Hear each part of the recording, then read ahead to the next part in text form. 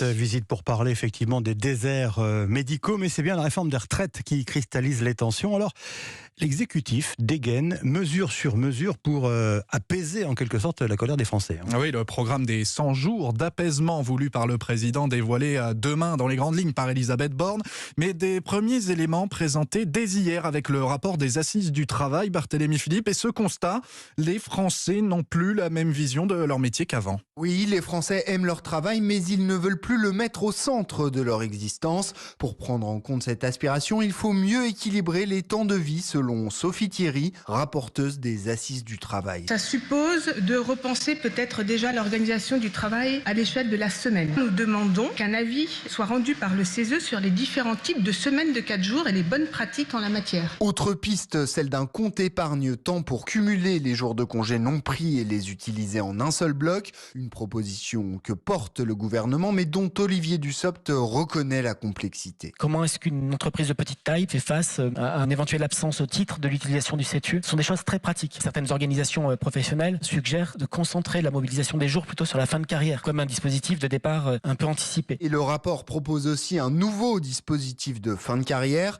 Le principe, c'est de réduire sa durée d'activité en limitant l'impact sur le salaire. L'effort financier serait partagé entre l'État, l'employeur et le salarié. Les explications de Barthélémy Philippe du service économie d'Europe